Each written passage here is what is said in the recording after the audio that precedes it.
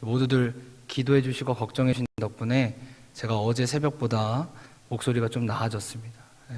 그래도 아직까지 목소리가 원래 예전처럼 옥구슬에 쟁반이 옥구슬 올라가는 목소리가 안 나와서 조금 어렵습니다. 네. 웃으시는 거 보니까 동의하지 않는 것 같은데 동의하셔야 됩니다. 제가 이래봐도 어디 가면 한가락 하거든요.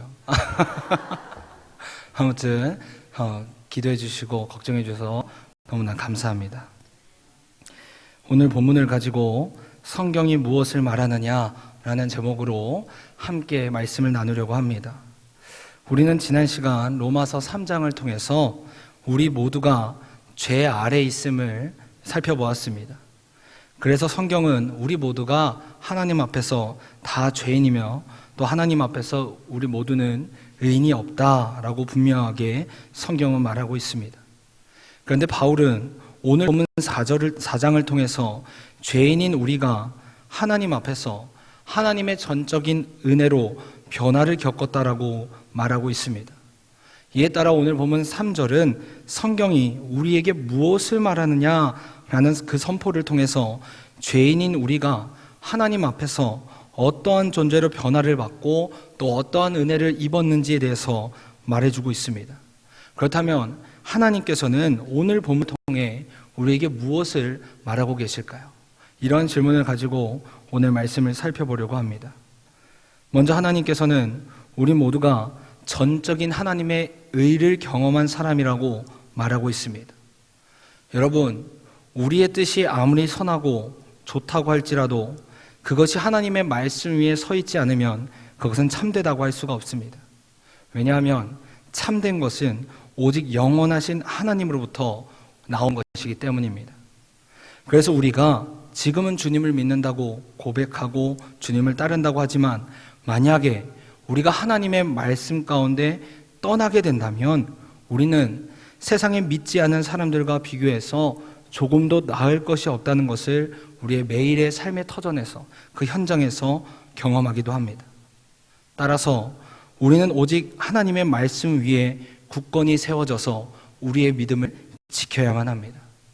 그렇다면 왜 우리는 믿음 가운데, 그 말씀 가운데 믿음이 세워져서 온전히 거하는 삶을 살아가야 할까요? 우리 디모데후서 3장 15절의 말씀을 우리 다 함께 한 목소리로 읽도록 하겠습니다. 시작. 또 어려서부터 성경을 알았나니 성경은 능히 너로 하여금 그리스도 예수 안에 있는 믿음으로 말미암아 구원에 이르는 지혜가 있게 하느니라. 아멘. 왜냐하면 성경 말씀, 하나님 말씀이 죄인인 우리를 구원에 이르게 하기 때문입니다. 여러분, 세상에는 수많은 책들 또 좋은 글들이 넘쳐나고 있습니다. 하지만 아무리 좋은 내용을 담고 있는 책이라고 할지라도 성경에서 벗어난 인간의 글은 우리의 삶을 거듭나게 할 수가 없습니다. 우리 디모데후서 3장 16절 17절도 다 함께 읽도록 하겠습니다. 시작. 모든 성경은 하나님의 감동으로 된 것으로 교훈과 책망과 바르게 함과 의로 교육하기에 유익하니 이는 하나님의 사람으로 온전하게 하며 모든 선한 일을 행할 능력을 갖추게 하려 함이라. 아멘. 그래서 바울은 디모데후서를 통해서 오직 하나님의 말씀만이 우리를 하나님의 사람으로 온전하게 하며 거듭나게 하며 선한 일을 행할 능력을 갖추어 하나님 앞에서 온전한 삶을 살 수 있게 한다라고 말하고 있습니다. 왜냐하면 하나님의 말씀은 우리를 지으신 창조주의 말씀이기 때문입니다. 여러분, 모든 물건은 만든 사람의 의도대로 사용될 때 그것이 온전한 가치로 사용되며 안전하게 쓰일 수 있습니다.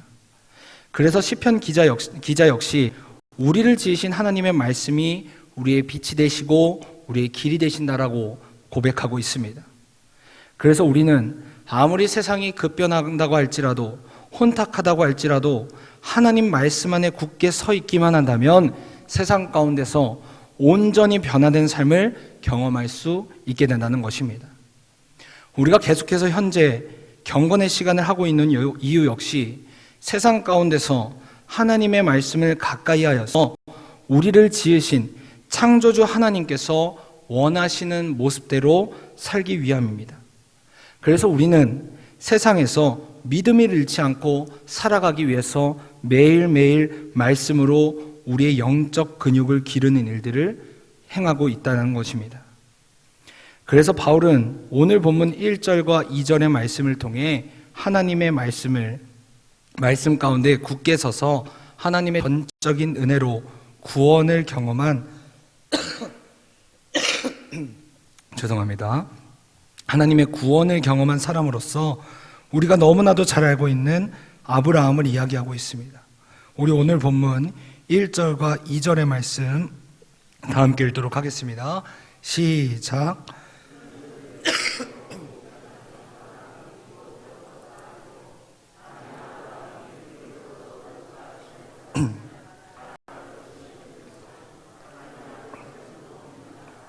아멘. 사랑하는 여러분, 하나님의 은혜 없이는 죄인인 우리 중에 구원을 받은 사람은 한 사람도 없습니다. 따라서 아브라함이 하나님께 의롭다 칭함을 받은 것은 그의 행위가 아니고 하나님의 전적인 은혜이기 때문에 자랑할 것이 없습니다. 그런데 여기서 우리가 주의할 점은 아브라함에게 하나님 앞에서 선한 행위가 전혀 없었다거나 예수를 믿는 우리에게 선한 행위가 절대로 필요 없다라는 뜻은 아닙니다. 아브라함은 우리가 잘 알듯이 헤브론이라는 곳에 가서 하나님과 교제를 했으며 하나님을 영접했고 조카 롯에게 땅을 양보하기도 했습니다. 또한 소돔에 있는 그 조카를 위해서 기도하는 모습도 보였습니다. 하지만 우리가 여기서 집중해야 하는 것은 아브라함이 이와 같이 할 수 있었던 그 이유, 원동력이 무엇이냐는 것입니다. 우리 오늘 본문 3절의 말씀을 우리 다 함께 읽도록 하겠습니다. 시작.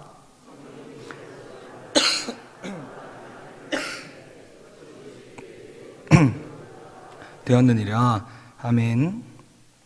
사랑하는 여러분, 아브라함이 하나님 앞에서 의인이 될 수 있었던 이유는 바로 하나님을 전적으로 믿었기 때문입니다.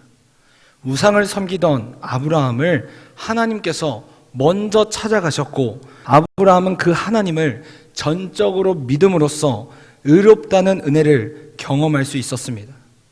따라서 하나님을 믿는 모든 사람의 자랑은 자신이 아니라 자신이 가진 그 이야기가 아니라 우리에게 구원을 베풀어 주신 그 은혜를 베풀어 주신 오직 하나님뿐인 줄 믿습니다. 당시 하란은 문화가 꽃폈던 도시였습니다. 반면에 가나안은 황무지와 같은 곳이었습니다. 그런데 아브라함은 하나님을 만나고 하나님의 은혜를 경험하자 자신이 영위해오던 그 삶을 버리고 하나님께서 명령하신 그 황무지로 나아갔습니다. 따라서 여기서 중요한 것은 하나님의 은혜를 전적으로 경험하고 그 하나님을 온전히 믿는 사람들 그 마음 안에는 믿음과 행위가 동시에 나타난다는 것입니다. 그래서 야고보서 2장 14절은 우리에게 이렇게 이야기하고 있습니다. 우리 야고보서 2장 14절 다 함께 읽겠습니다. 시작. 내 형제들아, 만일 사람이 믿음이 있노라 하고 행함이 없으면 무슨 유익이 있으리요?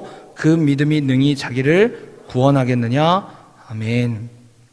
사랑하는 여러분, 우리가 하나님을 전적으로 믿는다는 것은 결국 우리의 주인 되신 주님께 우리의 삶을 전적으로 의탁하는 것입니다.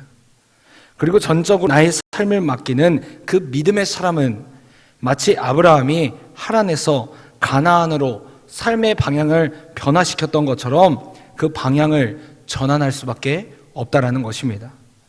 그래서 우리가 너무나도 잘 알고 있는 노아는 세상 사람들이 그의 행동을 보고 다 비웃는다고 할지라도 흔들리지 않고 그 말씀을 의지하여서 믿음으로 그 방주를 완성해가는 모습을 보였습니다.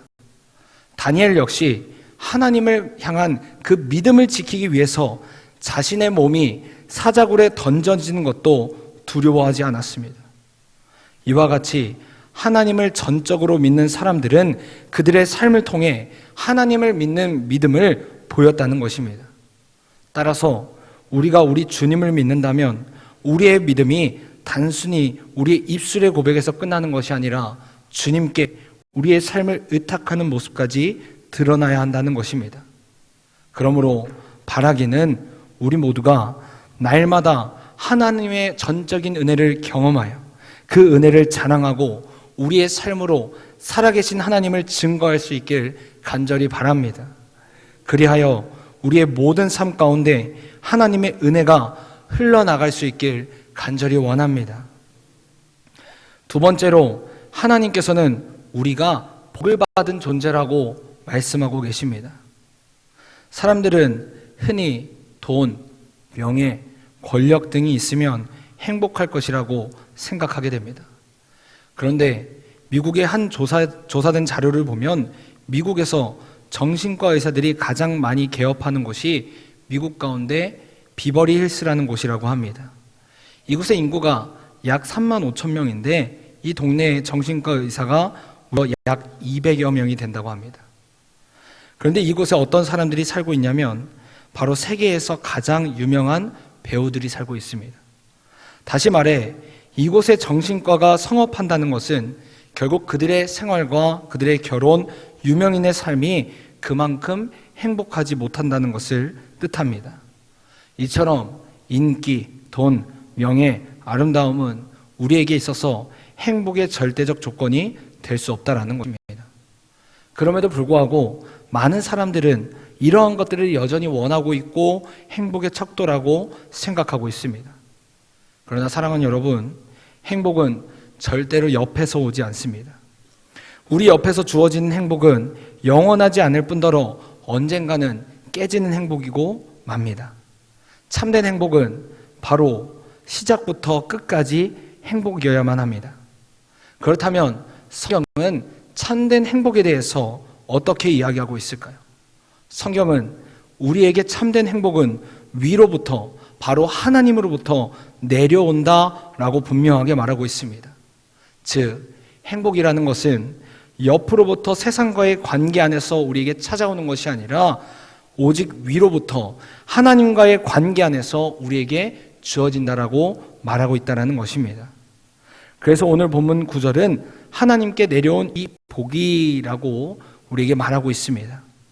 여기서 말하는 복은 하나님께서 오늘 본문 6절을 통해 말씀하신 일한 것 없이 하나님께 의로 여기심을 받는 사람의 복, 이것을 뜻하고 있습니다. 자신의 공로가 없어도 여전히 하나님 앞에서 죄인임에도 불구하고 하나님께서 의롭다 여겨주셔서 하나님과의 관계가 회복되는 그 복을 누리는 사람들이 바로 우리란 것입니다. 사랑하는 여러분, 하나님과의 관계가 회복된 사람만이 세상 가운데서 진정한 회복을 누리며 살아갈 수가 있습니다. 왜냐하면 하나님과의 관계가 회복되면 우리 안에 죄의 문제가 해결되기 때문입니다. 여러분, 죄라는 것은요, 우리를 사로잡고 얽어매고 속박할 수 있는 권세를 가지고 있습니다. 그렇다면 죄는 우리를 어떻게 얽어매고 속박할까요? 우선 죄는 우리에게 죄의식이라는 것을 가지게 하여서 우리로 하여금 죄의 노예가 되게 합니다. 그래서 죄를 우리가 짓게 되면 일상생활 속에서 죄의식에 갇혀서 심판에 대한 두려움을 가지게 만듭니다. 여러분, 예전에 한 여교사가 사랑하는 제자를 매로 때렸는데 제자의 팔이 부러지는 사건이 있었습니다. 그런데 이 선생님이 그 일로 인해서 죄의식을 견디지 못하고 자살하고 마는 사건이 뉴스에 보도된 적이 있습니다. 자신에게 남겨진 그 학생들에게 사랑을 전하는 일, 또 아내로서의 사명, 엄마로서 또는 자식으로서의 그 사명을 포기하고 자신을 둘러싼 그 사람들의 손가락질, 그 죄의식에 갇혀서 죽음을 맞이하게 되었다는 것입니다. 이와 반대로 우리가 계속해서 죄를 짓게 되면 죄의식에 멀어져서 죄의식에 갖지 않고 살아가기도 합니다. 그래서 세월이 흐르면서 오래된 명언 중에 바늘도둑이 소도둑 되듯이 죄에 대한 면역성이 길러지고 나중에는 그 죄가 주는 즐거움, 쾌락을 즐기게 된다는 것입니다. 그래서 이와 같이 죄에 대해 무딘 삶을 살다가 스스로 파멸의 길을 걸어가게 된다는 것입니다. 그런데 우리를 심판하시는 하나님께서는 우리의 죄를 도말하여 기억조차 하지 않는다고 말씀하고 계십니다. 우리의 죄를 동쪽이 서쪽에서 먼 것처럼 우리의 죄를 저 멀리 옮겼다고 말씀하고 계십니다. 이처럼 우리가 하나님을 믿는 그 믿음으로 하나님과의 관계가 회복된다면 죄의식에서 우리를 자유를 얻을 뿐만 아니라 말씀에 대한 그 깨달음과 양심의 찔림을 통해 죄의 유혹에도 우리가 빠지지 않을 수 있다는 것입니다. 사랑하는 여러분, 우리 인간이 불행이 시작된 것은 죄를 지으면서부터 시작되었습니다. 따라서 우리 안에서 죄의 문제가 해결되면 자연스레 우리는 하나님 안에서 다시금 온전한 행복을 누릴 수 있게 된다는 것입니다.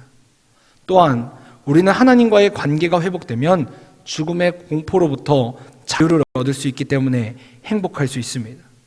왜냐하면 하나님과의 관계가 회복되면 우리에게 죽음의 그 두려움이 아니라 영원한 생명이 찾아오기 때문입니다. 저희 어머니께서 예전에 상조회사에서 일하시던 적이 있습니다.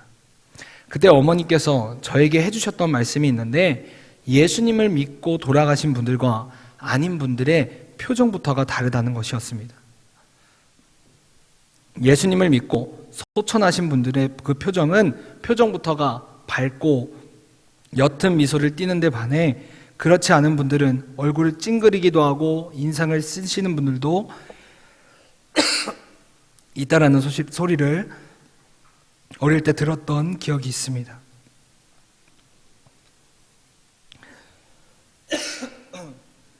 죄송합니다. 마지막으로 우리가 하나님과의 관계가 회복되면서 누리는 복은 바로 하나님께서 우리와 함께 하심을 경험하는 것입니다. 어린아이가 엄마 품속에 있을 때를 보신 적이 아마 다들 있으실 겁니다. 그 아이의 표정은 굉장히 평온하고 웃음을 보이면서 이쁜 표정을 짓습니다. 왜냐하면 엄마가 바로 곁에 있다는 그 사실 자체로 기쁨과 평안을 경험하기 때문입니다. 하물며 영원하신 하나님, 사랑의 하나님께서 우리의 손을 붙잡고 우리와 함께 하신다고 하신 그 사실이 우리 안에 있어서 얼마나 행복하겠습니까? 비록 내 생각과 어긋나는 일이 일어난다고 해도 내 생각보다 크신 계획과 뜻을 지니신 선하신 주님께서 나와 함께 하심으로 우리는 주님의 뜻을 믿고 따라갈 수 있다는 것입니다. 그래서 다윗은 시편 23편에서 이와 같이 고백하고 있습니다. 우리 시편 23편 1절부터 4절까지의 말씀 다 함께 읽도록 하겠습니다. 시작. 여호와는 나의 목자시니